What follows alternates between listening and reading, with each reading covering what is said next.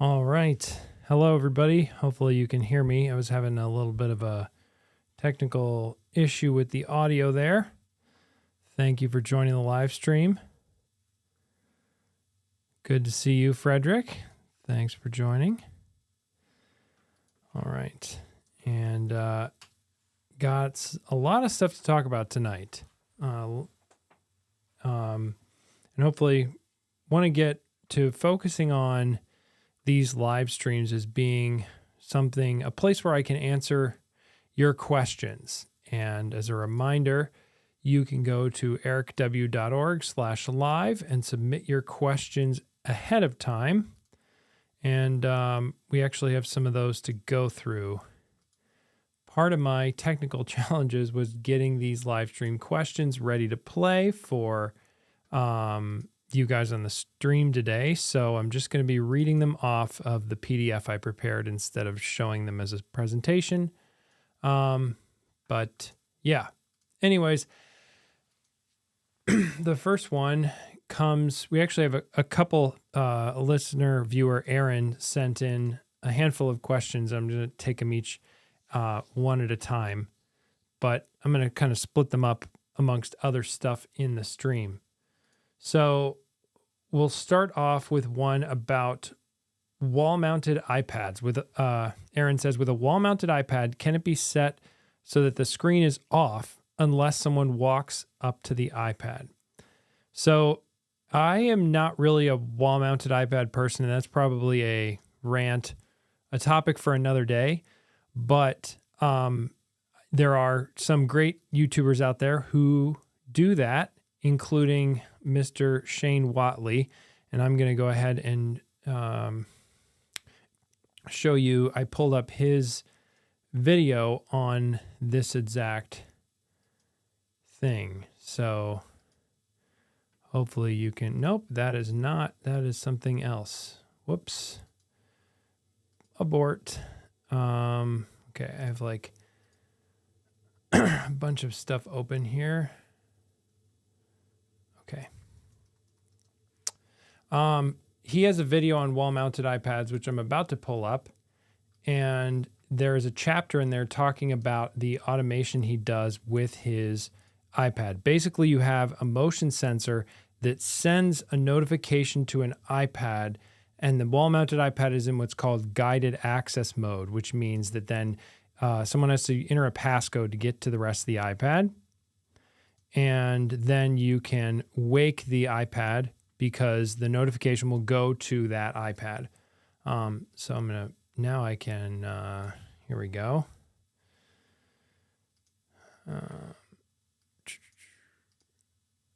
Lots of technical problems tonight. Sorry about that. Okay. So this is the video that I was mentioning. And if you go to it's iPad wall mount update, it's a little bit older, but still very relevant in this case.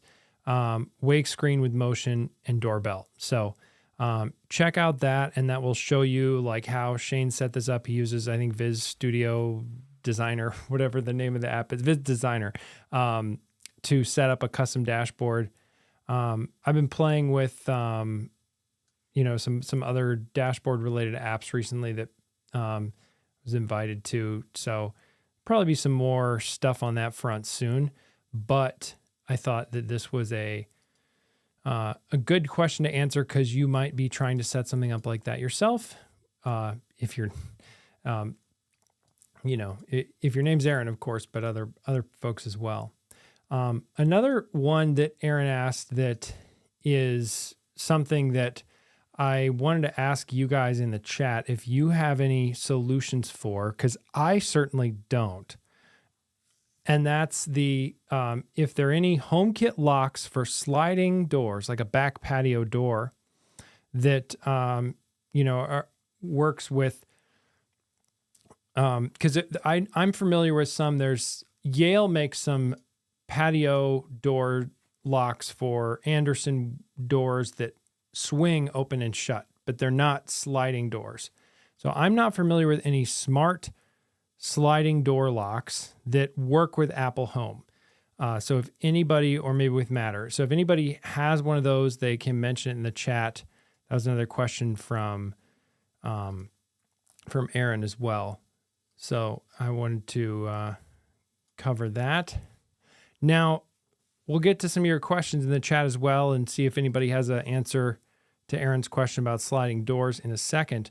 But I do want to share some exciting news, which some of you guys have been asking me about. What am I going to do with maybe a Discord or a membership or any kind of sort of ways to be more a part of the channel than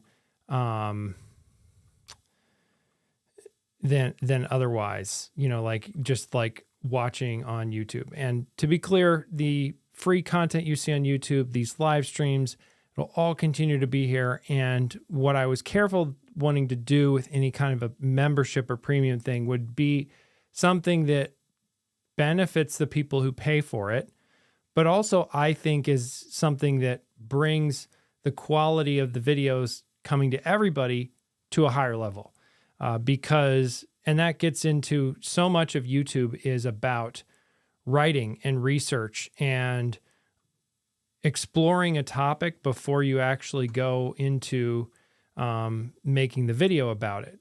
And that's something that I wanted to make more prominent with my membership. So I am taking my Substack, which I started and then turned into my newsletter, which was a monthly newsletter for a long time. If you subscribe to the newsletter, you already found out that I am stopping that and going to now back to Substack with Apple Home Weekly, becoming a paid newsletter from me via Substack. And, I debated about a million different options of platforms, and I'm getting close to hitting 10 million views on YouTube. So I'll probably make like a 10 million view video or something at some point, and then dig into a little more details of like why I chose Substack. It was a lot of thought and decisions, and I think it was the right decision for me. There's a lot of options out there that fit a lot of different creators and scenarios, but I feel good about it. It's $6 a month, $60 a year, and you can subscribe and you'll get a weekly email newsletter from me about all kinds of details about Apple and smart home tech. And I also will read it to you. I tried it last week, kind of launched it in beta, but I'm going to stick to it. So I will read the newsletter. So if you're not as into actually reading a lot of articles or things, you might, have a spot in your day where you can listen to it instead. And it'll be me reading, not like a AI version of me, like the actual Eric reading it to you. And there'll still be, some free content from time to time on Apple Home Weekly. So feel free to subscribe for free on Apple Home Weekly if you're just interested in, some occasional free updates and bigger announcements or things there. We'll see what else I plan to do with Substack. They have a lot of features. They have like some member chats or community chats. They have ways to embed video. They have ways to do podcasting, all kinds of layers of stuff. I don't have time to do everything under the sun related to all those features, but it is a pretty cool opportunity, I think, of like all the different ways that we could make that whole experience even richer and better. But right now I'm focusing on, I want to give you guys a good update, good newsletter. And for example, it comes on Saturdays. That's the day that it will deliver to your inbox. And it is one of those things where I can dig into topics that in and of themselves might not make as much sense for a YouTube video. Like this week, we just had Matter 1.4 announced. And in fact, earlier I accidentally screen shared. I was doing a bunch of reading on Matter 1.4. And there's like some stuff of that is going into my newsletter this week that I don't know if it would really fit as a video that a lot of people want to watch of Matter 1.4, check it out. But I think at the same time, there's a lot of interesting layers there that can be pulled out. And if you're into smart home tech, you've been watching my videos, you're watching the live stream, you want more content around those topics, want more details. There's some things that we can pull apart in a newsletter and that I think are a better fit for that, but then also inform videos over time that will obviously, Matter 1.4 will relate to stuff we talk about on the channel over time for sure. So And there'll be other topics around smart home tech like that. And it won't be, I'm still trying to feel out the format of like, how much do I focus in each weekly newsletter on a single topic versus a bunch of different topics? I'm sure it'll depend on whatever the news is and what other things I want to profile in a particular issue. But yeah, that's my membership. And the free stuff isn't going anywhere. But I think for some of you folks who might be interested in it, I hope it turns out to be something you really enjoy. So that's that. And now let's get to the chat and see if you guys have some questions.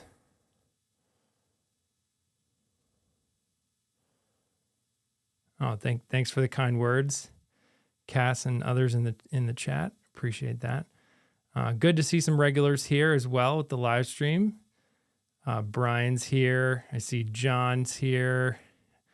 I see Saul's here from Hilton Head. So we got a lot of regulars. It's great to see. Miguel, nice to see you.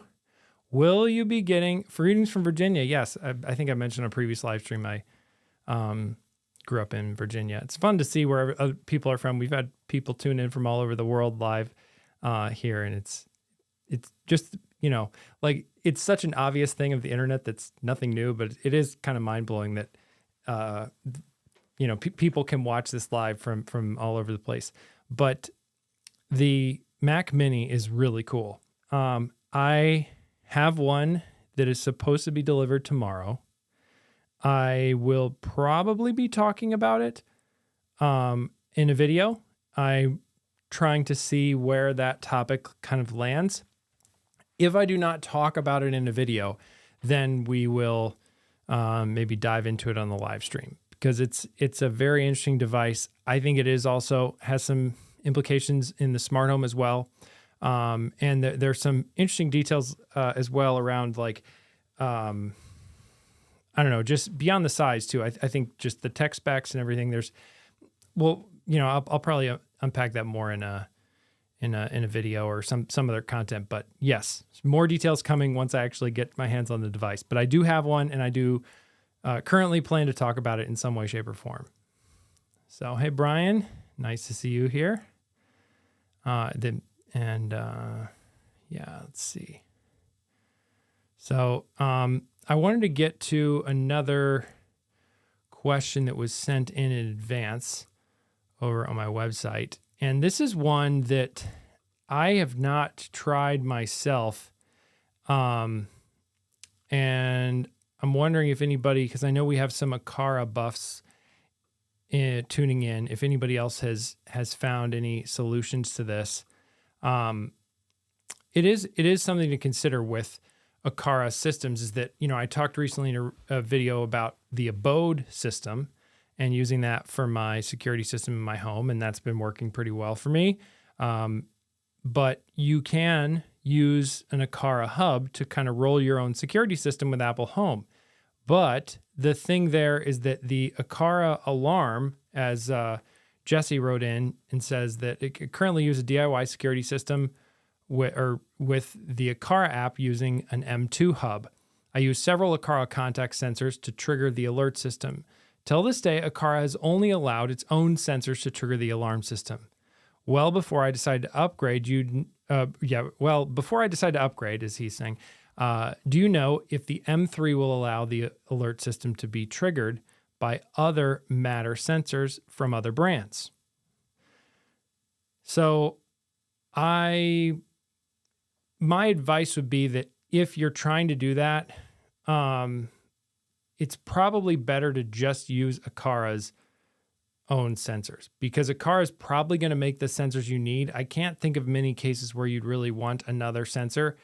Maybe there's someone who makes something a little bit less expensive, but Aqara is going to be pretty affordable as it is. And then you're going to get the reliability that Aqara's tested those together and they work. You can, with the M3 hub, use the M3 hub as what's called a Matter controller, which means you can add Matter devices to the M3 hub, and it can be the thing that controls it. So, for example, if you add a Matter accessory into Apple Home, that Matter accessory is controlled by your Apple home hubs, like a HomePod Mini or an Apple TV. And then if you, on the other hand, add it to your Aqara M3 hub as a Matter accessory, then that M3 hub is what's doing the controlling. And, you can do multi-admin with Matter. So then both your HomePods and your Matter M3 hub are able to control it. So you could run some automations on your M3 hub for certain things and your Apple home hubs for other stuff. So all of that is possible theoretically. I have not tried this with security systems, but I would just say for something like a security system where you want to make sure that the latency is low and that it works reliably, just stick with the sensors from Aqara. It sounds like you already have the Aqara sensors set up, Jesse. So I would just go with those with the M3 hub, because the M3 hub has all the Zigbee radios to communicate to the older Aqara accessories as well. The other thing that's interesting about the M3 hub that I never really got into when we talked about it previously on this channel or this live stream series is that it's set up in a way where the M3 hub is able to work with a network of multiple Aqara hubs in your home. Because Aqara has obviously been shipping a lot of products that work as a Zigbee hub, and sort of in the same way that your Apple home can have multiple hubs that then all talk to each other, and there's a primary hub, but then it can use the other hubs to sort of communicate with other accessories and be part of your Thread network, etc. The Aqara hubs can do the same thing. So, for example, I had a bunch of accessories already paired to my M2 hub. When Aqara sent me the M3 hub to try out, I played with a variety of different scenarios, but generally speaking, like what I would do if I did it over and the way I have it configured today is the M2 hub still talks to a lot of the accessories that the M2 hub was already set up to talk to, and it's just a child of the M3 hub now. So the M3 hub is the main controller in my home for Aqara smart home tech, and then it also controls the M2 hub. And from my understanding, I know the M3 hubs themselves have failover. So like if you have multiple M3 hubs and one of them fails, it will go to another one that's active. I'm not sure. I don't remember the details of if that's true with an M2 hub as well. But that's a like sort of a scenario that works with Aqara stuff. So don't feel like if you get a new Aqara hub, upgrade your existing one, let's say go to from M2 to M3, like it sounds like Jesse's thinking of doing and what I did, that is not something where then I would recommend against removing all your accessories from your old Aqara hub, because it's just a whole lot of work that you probably don't have time to do and is not really going to get you a lot of benefit. So that's where I go with the Aqara hubs. Good evening from Waco, buddy. Yes, the Texas contingent is here. Frederick and Buddy. Best outdoor camera. Brian, good question. Well, that actually brings me to one of the things I'd like to continue to do in these live streams. Of course, I used to discuss some of the news a little bit with live streams, but I found, this is a sidebar here before we get to Brian's question. I found that I didn't really like how I was able to or not able to compose like my thoughts about some particular news item and talk about it on the live stream. So that's where I think that the newsletter will be a better fit to sort of discuss a lot of the current events. But I do want to continue on the live stream to give you guys updates on, I review a product and it's out there on my YouTube channel, but what are my thoughts in the future after continuing to use that product after I've made the video? Are there any updates or additions to my experience? So and this brings me to Brian's question of the best outdoor camera. So the S3 Pro from Eufy has been overall a very good camera still. And I still stand by everything I said in the review. Sometimes, of course, you review a product and all of a sudden, of course, everything goes wrong with it, like after you publish a review. That's not the case with Eufy, but I have seen with these Eufy cameras, but I have seen a handful of times where it's become unresponsive in Apple Home. And then, one thing, either it will just come back to being responsive in Apple Home, or I'll need to, restart the Eufy base at one point. But overall, they've been pretty solid, but I would say they're probably still the best outdoor camera all around for most people. But that gets into kind of an analogy I was thinking of earlier this week about outdoor cameras and Eufy S3 Pro versus something like the Eve Outdoor Cam versus something like the potential Aqara G5 that they announced at IFA earlier this year. Then also things like the Ubiquiti Unify system. How does that all ladder up? And of course, like right now, I'm talking to you guys with my Sony FX30, like a big camera from Sony with a lens on it. It's a APS-C size sensor, so not full frame, but still like a big camera that I can't put in my pocket and carry with me somewhere. And of course, I could talk to you on an iPhone and get great quality video. And there are plenty of YouTubers, myself included, who splice in iPhone footage in various places because it's the camera you have with you, and you can, still get some. You can always get some amazing shots on iPhone, particularly if you have some good lighting and know what to look for and what settings to use.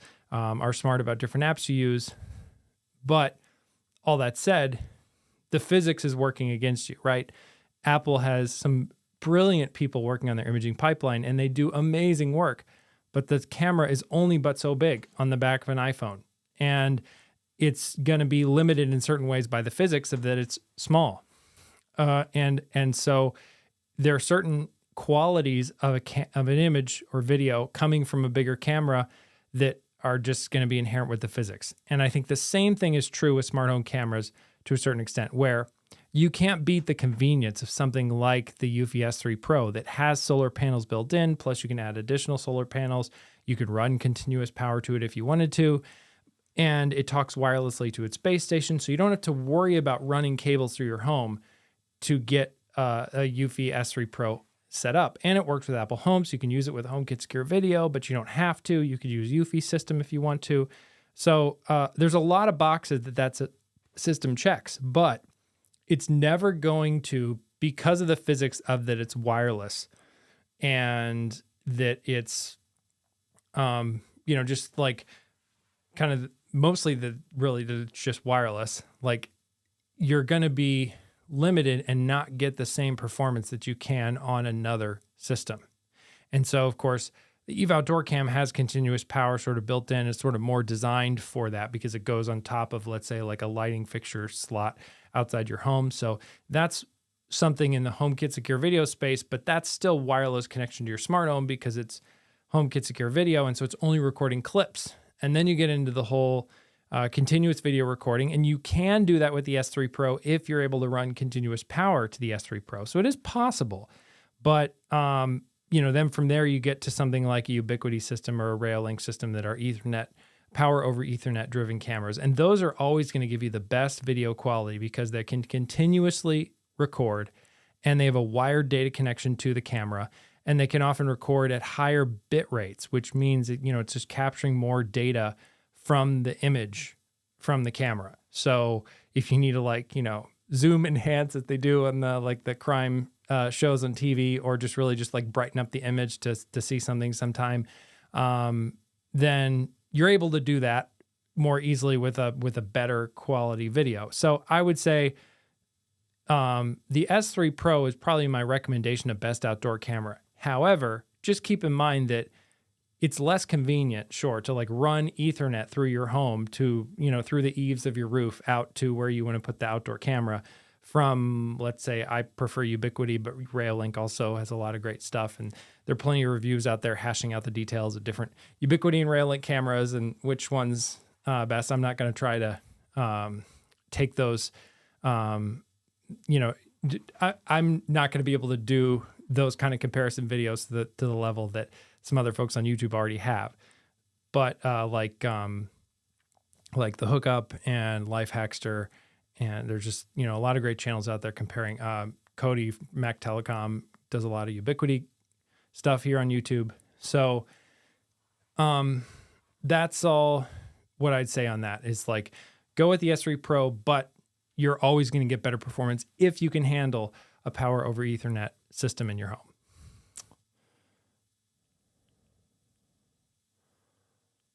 Oh, cool. You've been setting up a security system with Aqara. John recently added Matter Casa Lights, which is the Aqara app, via the M3 hub to have local automation. Cool. Oh, yeah, using the P2 presence sensor. Yeah. Okay, cool. So according to John, it might work with getting the Aqara sensors into your M3 hub. Again, I would just stick with Aqara sensors in that case. And I haven't tried it myself and probably won't, but that's just my guess. Oh boy, here's an interesting one. Benjamin B. I have to change my Wi-Fi password. Is there a way to do this without totally ripping apart my entire smart home and resetting every accessory?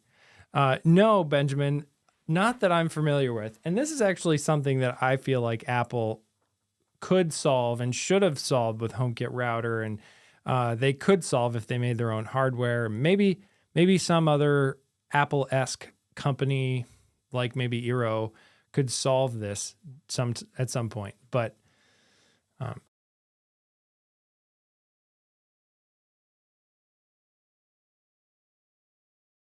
got to mute because you don't want to hear me drink water or hear me be hoarse the whole night. But back to this question from Benjamin.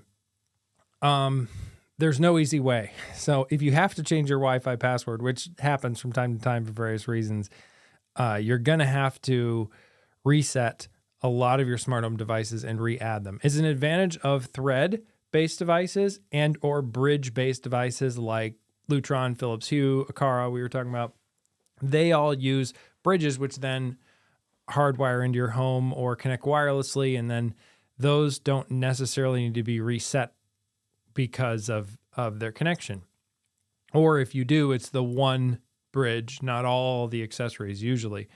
But I'm wishing you the best of luck because that's just, it's going to take some time and it's unfortunate. And it's a real downside of smart home tech, to be honest, because to have to, even if you have 30 devices or like some of us probably watching this stream and myself, like 60 or 70 devices on your network or more, it just gets to be a lot to reset. Now, Apple devices in and of themselves are pretty good about sharing new updated credentials to Wi-Fi. These days, if you have iCloud keychain turned on and you're logged into iCloud on all those different Apple devices, and you can even share it across Apple users. And then there's also, by the way, another related thing to this. If you want to share a guest network password with people, there's a handful of ways out there with the apps that you have on your phone. You could Google for some other options, although be careful where you put your Wi-Fi password when you do this. But you can make your own, and I'd say generally start with the app of your router manufacturer, see if it's there. But you can make QR codes, which then an iPhone can scan and join that particular network. And that's a really nice way that then you can get someone on a guest network. So you could just print that out and put it in the guest room, and then someone could scan that with their phone. Then they're on your guest Wi-Fi network.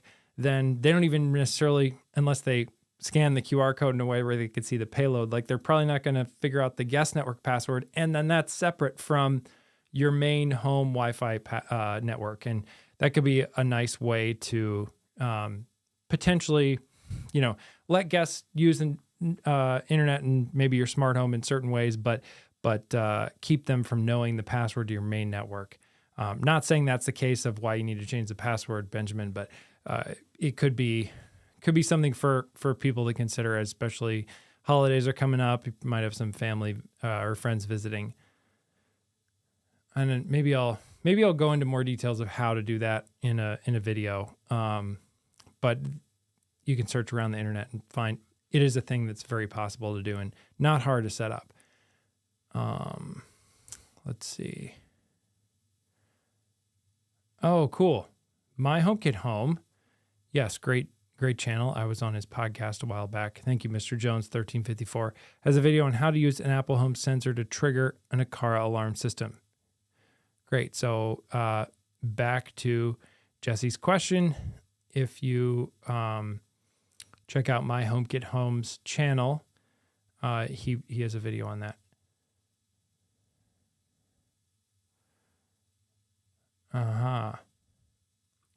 Miguel, I currently have a trusty Sonos play bar that I've loved for years, but next year I think it will be time to upgrade to the Arc Ultra.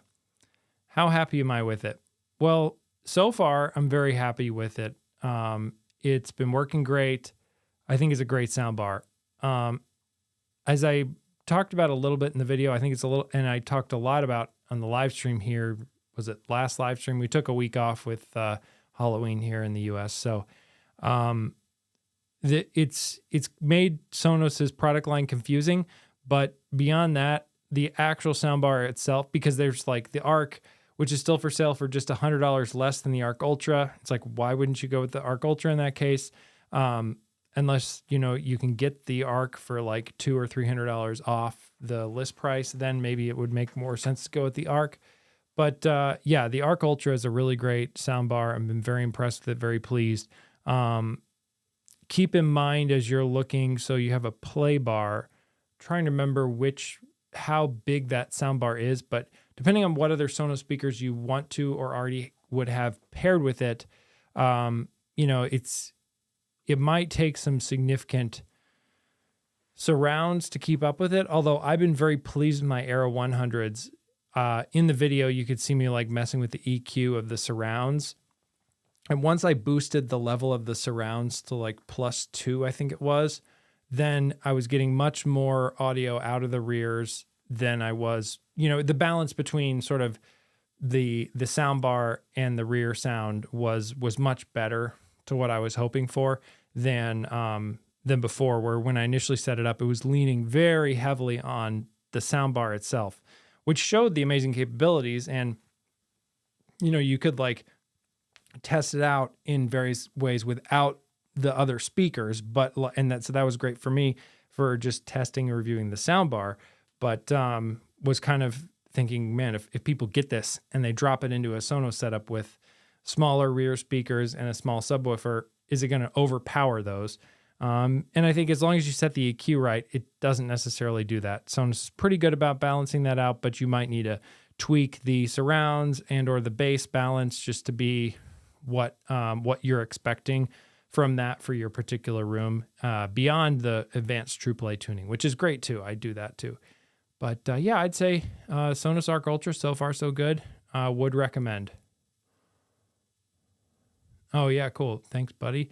Good to hear you love your Railink PoE cameras. Yeah, I know a lot of people who are very happy with the Railink PoE system. And it's nice too because with Ubiquiti Unify, you're you can just get Ubiquiti's camera system, but it's really designed to get the networking for your Wi-Fi and the camera system if you get that. And of course, there's nothing stopping you from running Railink PoE system in a Ubiquiti network. I know of some people who do that, but you're just kind of more locked into the Ubiquiti system, where Railink, they just do cameras. So you're that's what you do there, and then you could solve your networking problem elsewhere. Some good discussion going on between folks in the chat. Hey, Robert, nice to see you here. Thanks for joining the stream. Oh boy, here's a topic that I could go on about. Want to use a HomeKit camera as a baby monitor. What do you recommend? Solely monitor the child inside. Oh, so it's solely for monitoring the child inside, nothing else. Good question, ILA buddy. So there's a couple levels here. The first one is that usually for a baby monitor, what my wife and I have liked over the years is something that can keep a constant video feed of the children and their status at any given time. And so that's where a dedicated baby monitor is really nice. And it's also something that's, from a privacy perspective, nice in that it's air gapped.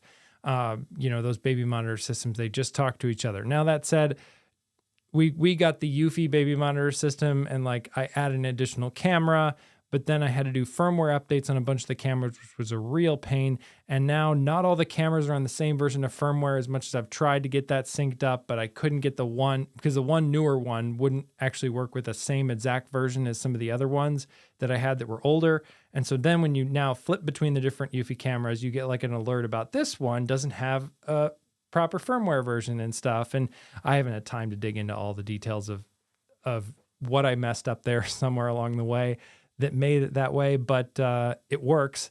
And otherwise, they've been very reliable for us. And, I should clarify too, companies send me a lot of stuff. Eufy sent me stuff in the past. Like I bought the S3 Pro system for that review.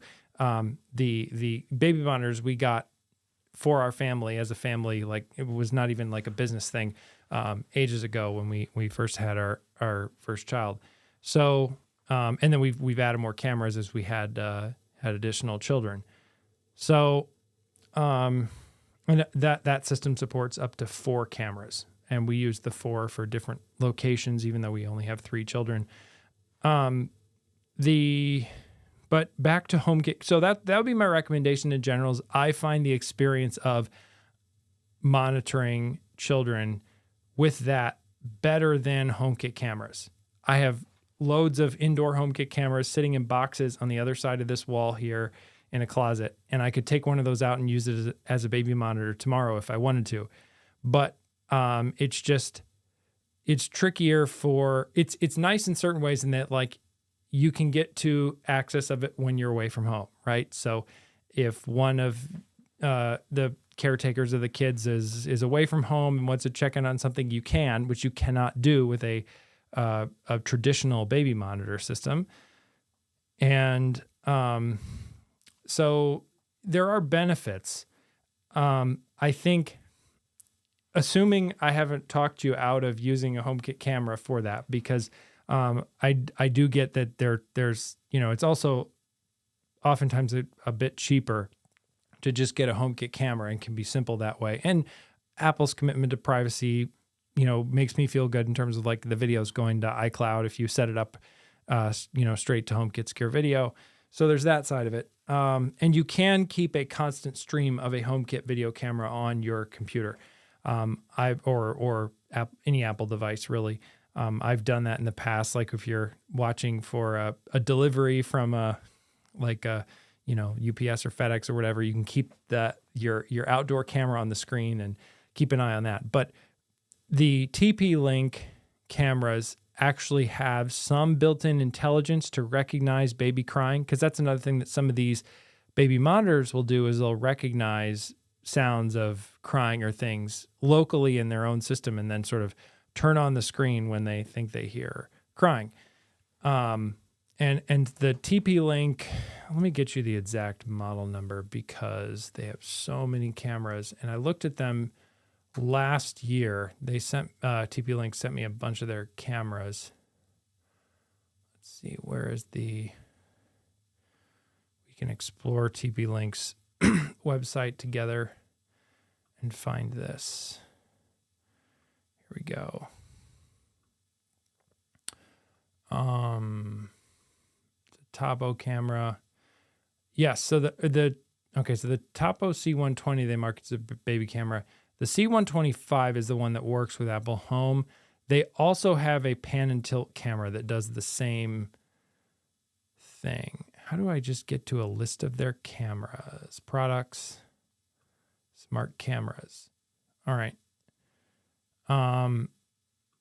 Yeah, so, the Topo C125 is the one that I reviewed. The pan and tilt TC73, I think, is the other one that it's also nice because then as your children inevitably get older, they're going to probably move around the room where they're in. And so having a pan and tilt feature like a lot of the baby monitors have, like the Eufy baby monitor we have, that can be nice.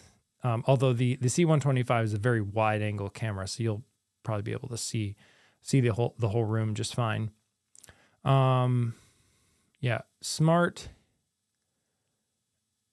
abnormal sounds. Okay, there was... Yes, smart AI detection notification identifies crying and other sounds. Now this I think requires, I never actually dug into the details of this, but I'm pretty sure that requires TP-Link's cloud service. So I would double check that if it's actually local to the device, and I'm not sure on that. But this is the only camera that I'm familiar with that has that kind of sound. Arlo makes a baby monitor as well, but it doesn't work with the newer, do they even still make it? I lost track. And their initial version worked with Apple Home, but I forget what happened to the Arlo baby monitor. I should be up on that. But this is the other one from TP-Link, by the way, the TC73, which also works with Apple HomeKit Secure Video. Now, as I mentioned, I think I mentioned in the C125 review, that was about a year ago now, the pan and tilt cameras in Apple Home are a little bit of a downside because you can't adjust it in Apple Home. You have to go to TP-Link's app, or you have to enable the follow mode, where basically it will then look for activity in the room locally from the camera and then follow that around automatically for you. And then you'll just see the live feed of wherever it's looking in Apple Home, which is kind of cool, but it can also be kind of creepy, and it can feel weird for people coming into that room when all of a sudden there's this camera on the wall that's just following them as they go around. And, maybe you could sort of do some things, maybe hide that camera a little bit. But let me go ahead and also pull up the Eufy baby monitor system. They have, I think, have a slightly newer system now. Yeah, so we have the E110 series just because that was the current thing when we had our children, and it's worked great for us. Maybe I buy the newer tech. I haven't tried the E20, E21, the newer ones. But it looks like that has smart home control from app control, although it's probably, knowing Eufy, it's probably not the Eufy security app. It's probably another different app from them. But yeah, I would have no reservations against recommending these Eufy baby monitors. They're not the highest tech thing, but they do a really good job at that specific need of, like, I want to watch a child, and you can give the monitor to anybody who's in, like watching your kids, and they can use it. So, would recommend those if you're interested in going that direction. And I mean, obviously it's more money, but there's nothing stopping you from having the HomeKit camera in there as a backup to these as well, other than just that's a lot of money on cameras, and then power and place for all those cameras. But could be something to consider.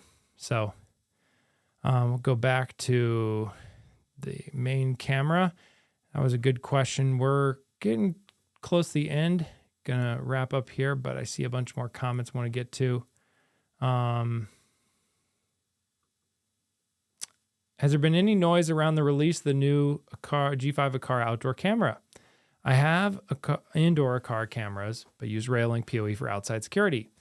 It would be nice to have a cohesive system. I agree, Cass.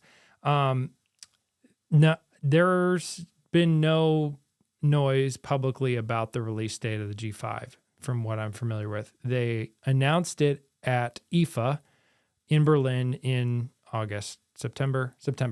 And it looks to be really cool. There's some videos. Shane Watley did a video kind of wrapping up a bunch of IFA stuff. He didn't go. I think it was Nikias Molina did a really cool video around going there, as well as another regular live stream attender here, Eric Modern Day Tech. So yeah, you can check out their videos. It does have color night vision. They will sell it in a Wi-Fi and PoE option, but we do not know when specifically the G5 will be coming out, other than just they announced it and they're working on it. So stay tuned, but no details on the release date there.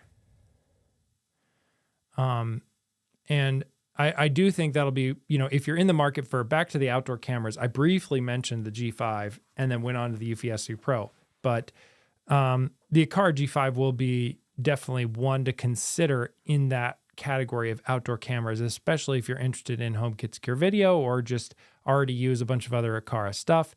It's going to also work as a hub, according to Aqara's announcement. So you'll be able to pair Zigbee accessories, I think. And I don't think Thread, I can't remember if it's a Thread border router as well, but it should be a Zigbee hub. So you can use that for connecting Aqara devices that are outside your home with that, which is interesting because Aqara doesn't really sell a lot of outdoor sensors right now. Maybe they will in the future. So, oh, hey, Water Bottle 365. Nice to see you back here. Ratchet Gang, thanks for joining.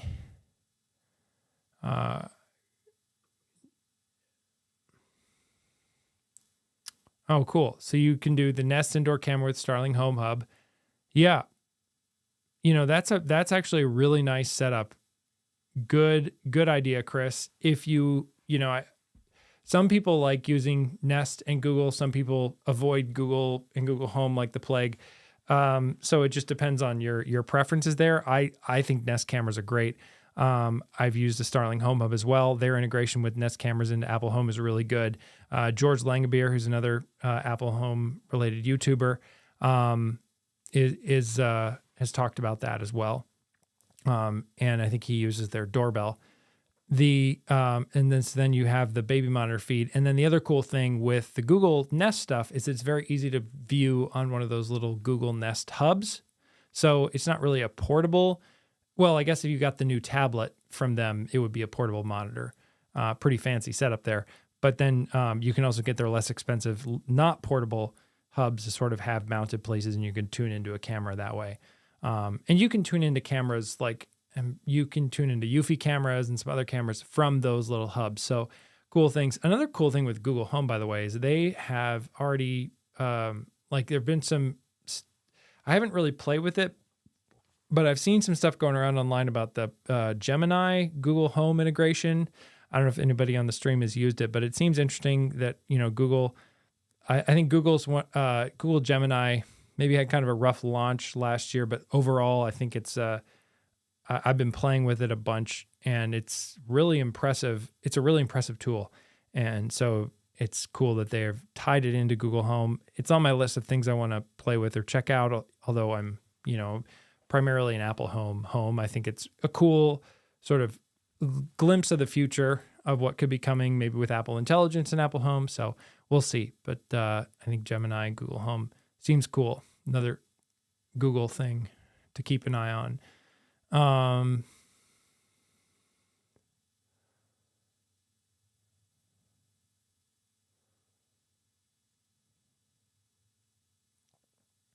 So will the HomePod announce all my notifications? I don't think so, 90s baby. That is, unfortunately, if you're driving in your 80s Mercedes, you will not then be able to arrive at your home. And here, I don't think that's probably why you got that name, but that's the song that comes to mind. But yeah. Oh, so I think this is, will HomePod announce all my, okay, so you want the HomePod to announce your notifications. And Brian has a good point here. And thanks, Brian, for being very active tonight in the chat, answering a lot of these. Turn off personal requests will definitely minimize the things you can do with the HomePods. Yes, that is for sure, because personal requests ties into shortcuts. So you can run a shortcut on your phone, by the way, and get the phone to send an intercom message to a HomePod, but that's not going to be your notification. My thought there is the fastest way to get this kind of experience in Apple's ecosystem would just be to wear AirPods and use the announce notification features with AirPods. Because I'm pretty sure all the AirPods models at this point have that feature. I know the AirPods Pro do, and I'm pretty sure all the new AirPods do, but I have not tried that feature across them. You probably have to cross-check me on announce notifications, what AirPods are they available on. But if you have AirPods Pro or AirPods Max, it should be able to do that. It's not a feature I like, so but that would be my way to solve that probably. Some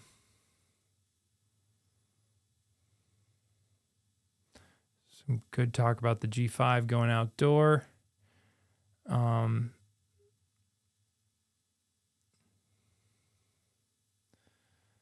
see. Yeah. Way to reveal notifications does. Yeah, and this is basically if you want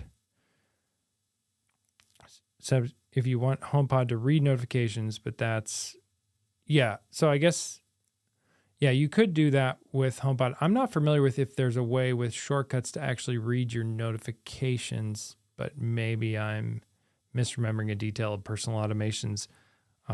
I tend to keep my notifications just buried on my phone, or I do a lot of them that just appear on the lock screen when I pick up my phone or things. But notification management is a whole other thing. You can probably make a YouTube channel at this point on notification management. I mean, not really, but close. Does anyone have experience with HomeKit relay? I have a traditional toggle switch in the garage that doesn't take a rocker. So these are like, I'm guessing what you mean by HomeKit relay is the Philips Hue and Aqara and maybe one other, can't remember. I think there's somebody else who makes them too. But these little like relays that go inside your switch box and then turn a non-smart switch into a smart switch. So you put it in your wall and you still have your existing switch. Now the Philips Hue ones require Philips Hue bulbs to be on the other end of the circuit and in the ceiling. The Aqara ones, I think, allow you to make any circuit smart. Shane Watley did a review on those a while back when they were new.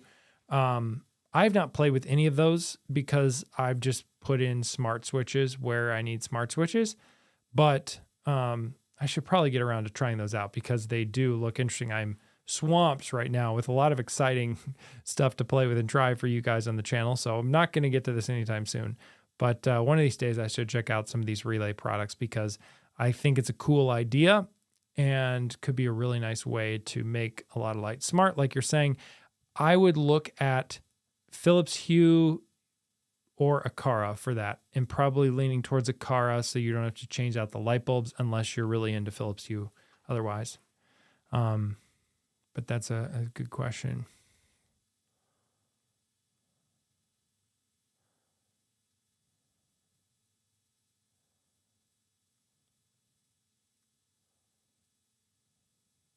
Okay, this is actually a good question, Paul.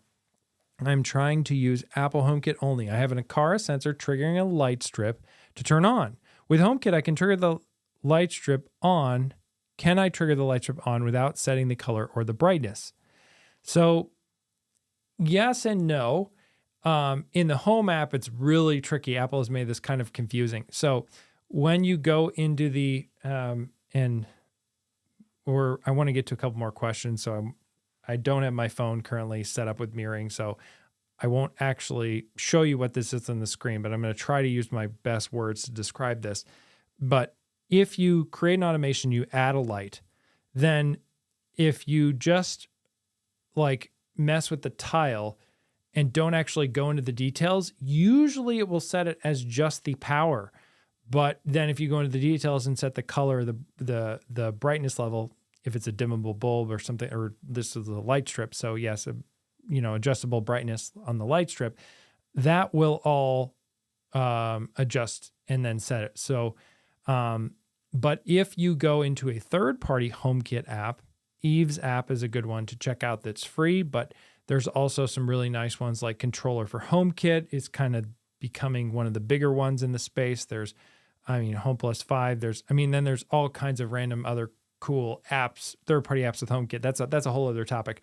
But go to the App Store, check some of those out, check out Eve's app, and those allow you to the terminology of what an automation is a little bit different in those apps, but they allow you to make some more advanced automations and they give you more controls. And this is a perfect example where then you can say in those apps, if the motion sensor detects motion, then change specifically the power state of that light inside of the, let's say, the Eve app, because those accessories have different characteristics that they expose, as it's called, like to Apple Home. And so you can adjust just one of those, actually it's a service, I think in this case. You expose different services, and you can change the different services or characteristics. Maybe a more versed HomeKit developer can chime in on exactly what the term is there. But either way, like, you can just adjust the power state of the light in those third-party apps, and that will all work completely fine inside of Apple Home. You'll still see those automations in the Apple Home app, and just don't mess with too many of the settings in the Apple Home app. Otherwise, it might change your detailed settings, and then you have to go into the other app and change it again. But as long as you're just, triggering that by walking by the motion sensor or whatever else, third-party HomeKit apps and doing automation there can be really handy. I made a video about, I guess I didn't cover in my last automation tutorial any of these details. I need to make another automation tutorial like that one of these days soon and get into some of those details.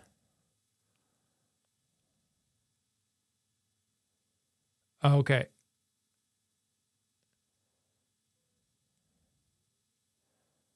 Yeah, and good question.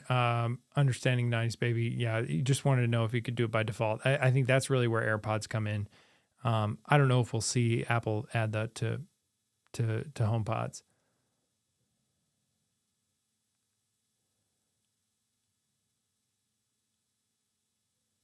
Oh, very cool. Brian in one of Shane's upcoming videos will be sharing his Hue lights. That'll be cool. I'll have to check that out. With using VS Code's Hue API. Huh. Yeah, Philips Hue's been doing a lot of stuff recently with their lighting platform. That's a whole other topic to dive into, but I think Philips Hue has been getting a lot of competitive pressure with Matter, and of course Philips Hue does support Matter, but like, they need to keep reasons for people to use Philips Hue. And so if you do use Philips Hue, keep an eye on some of the various news, websites that cover Philips Hue stuff, even if it's not as related to Apple Home, because they've been adding some new features that are kind of useful. And I'll probably talk about them at some point in my newsletter. But that can be some handy, powerful stuff, especially if you like things like Philips Hue scenes. But I'm interested to see what Brian's come up with the automation. So that'll be a cool video to check out. I'm like thinking I go an hour on these live streams, but then I keep, like, as I've been going an hour, like, all these great people are chiming in, and it's great to see you guys in the chat. So I'm just going to keep going for a little bit longer.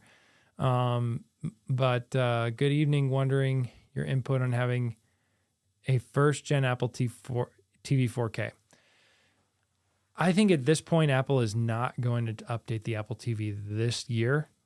Maybe they will do it in the spring. They seem to be on this kind of like systematically, they're just like updating all the products to support Apple Intelligence, but they haven't done it, as we've talked about in previous live streams briefly in various places. They have not done anything with the HomePod or the Apple TV, and don't seem to be doing that anytime soon.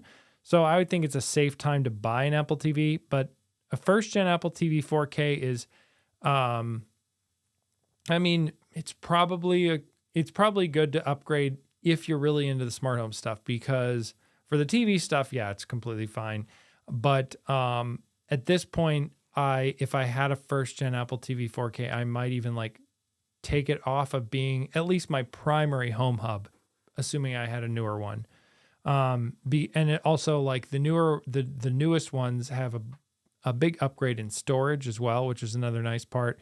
If you want to download any kind of movies or stuff, although these days people's internet's so fast, that's probably not gonna matter too much. Although it does help with some of the photo screensavers and photos, and then also games as well. For downloading games, that's the big reason why they upped the storage.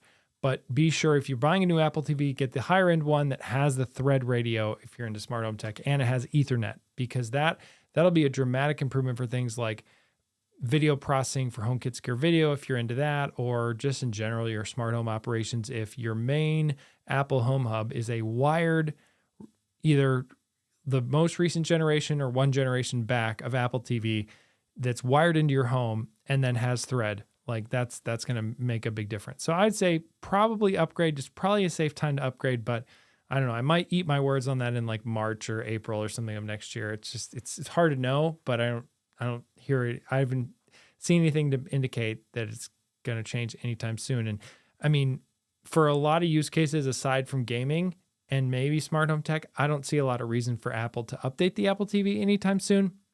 So they'll probably just keep selling it as is. All right.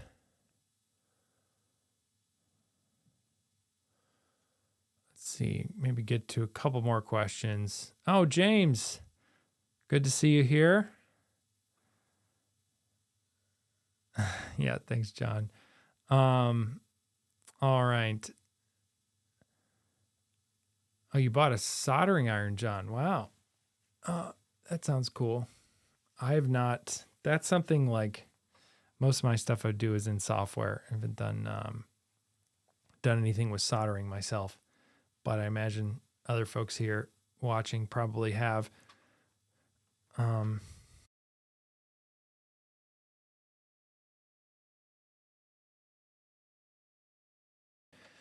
One other thing, some of the folks here on the live stream, especially if you're watching now, an hour in, probably smart home power users. And one product that I've been playing with that I purchased myself a while ago, but finally got around to setting up and using. I'd heard this recommended from a couple other people and wanted to check it out. And I'll make content around it and talk about it more in other places. But this Onvis button, it is a thread-based button for Apple Home, and it has 5 different buttons on it.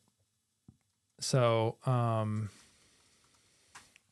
me pull up the website so you can see what I'm talking about here. So this is the Onvis button, $40, 5 buttons, and it runs on Thread. And so far for me, I've been using it for a few weeks now. Been pretty reliable. I remember Onvis used to be like one of the early Apple Home motion sensor manufacturers. I mean, they've been making smart home products for a while. They recently made an outdoor motion sensor. I remember seeing this.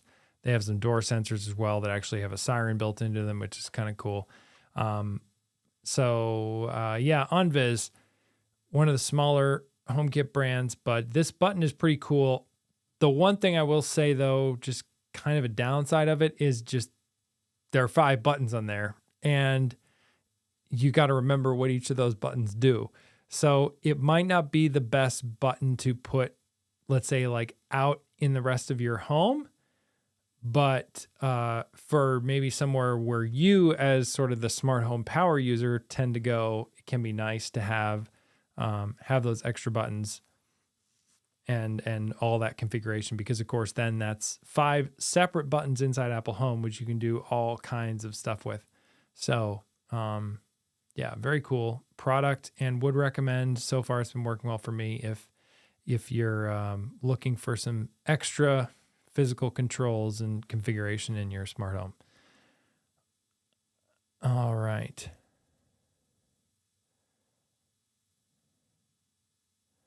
Oh, tips on soldering LED strips. That sounds cool. Yeah. One of these days, that sounds like a fun project I'd love to get into too. But with that, I think we will call it a night. Thank you so much, everybody, for tuning in. And I want to end this YouTube live stream. Oh, streaming quality has been updated, automatically lowered because of internet. Hopefully you guys are still seeing me. Okay, so it still says I'm live.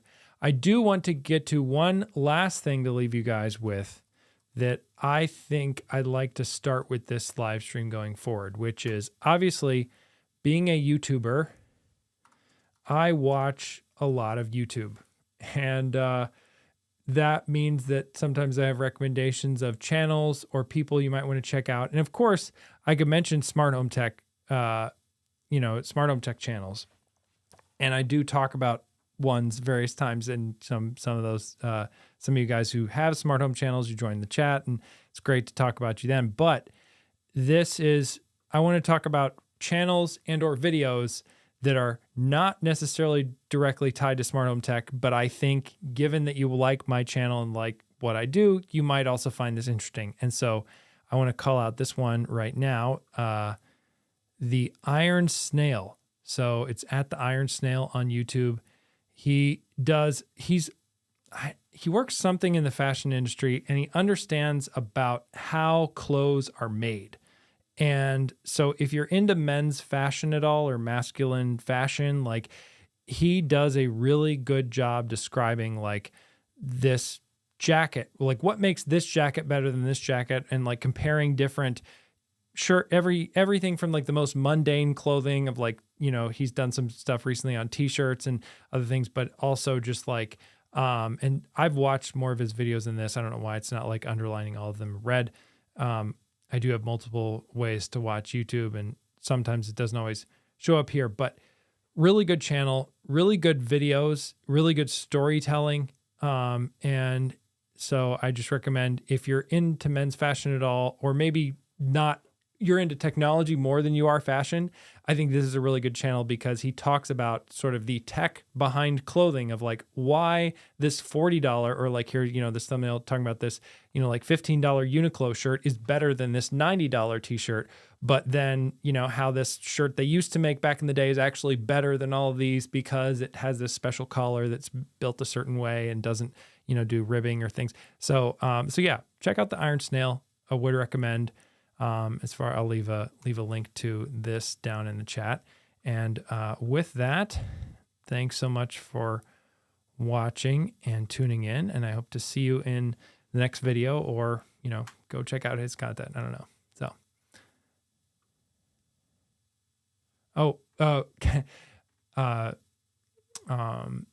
My movie room automations, how to use a marker to ID. Yeah, Kaz was saying using a marker to ID the 5-button Onvis remote. That makes sense. All right. Have a good one, guys. Bye.